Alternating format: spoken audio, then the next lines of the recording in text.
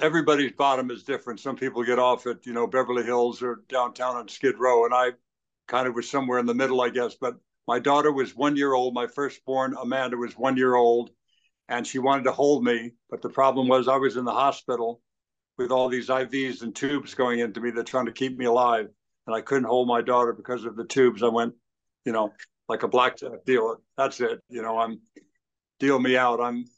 I'm done with this.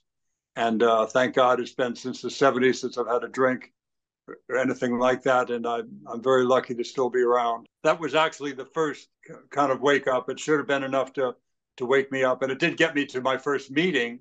It did that. And I responded very well. I went, this is it for me. But then 21 days in, I went, you know what? I don't think I actually had the DTs. I think I had food poisoning. And then go out again. I don't think I had food poisoning. I think I actually just caught something when I was down in Mexico. I don't know what. I kept blaming it on other things. And finally, this guy, Billy Boyle, went, oh, Christ, you're never going to get drunk. You're never going to get sober, he said. Blew smoke in my face. So what a terrible thing to say, Billy. Why would you say that? He says, because it's true. You haven't, you still got a wife, right? Gretchen. I said, Ingrid, yeah, but I'm married. I said, you got 2 kids? Yeah, I got 2 kids. Little apartment in Hancock Park and a nice one. Aren't you working over at Universal? Yeah, I'm doing Battlestar Galactica. He went, oh, you're screwed.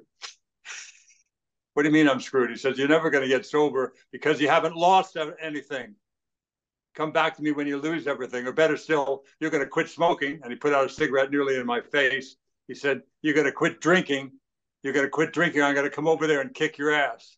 Billy was about 5'4" and 100 pounds maybe.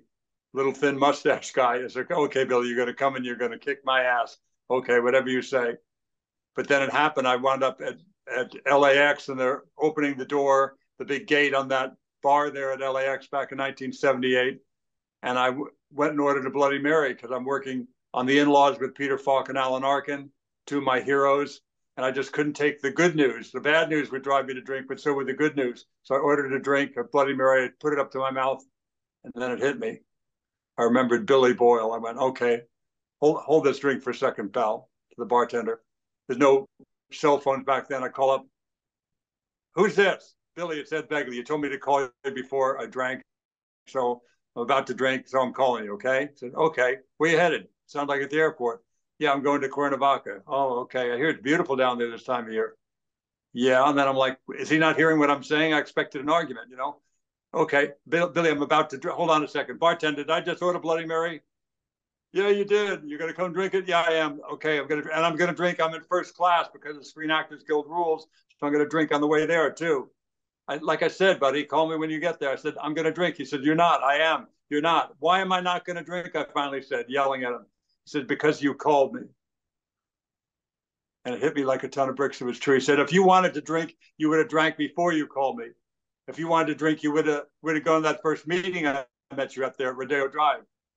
You don't want to drink. Get that through your thick skull, you idiot. Call me when you get there.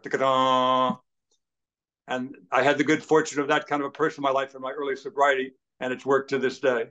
This is too much. You're killing yourself, man. He was my salvation.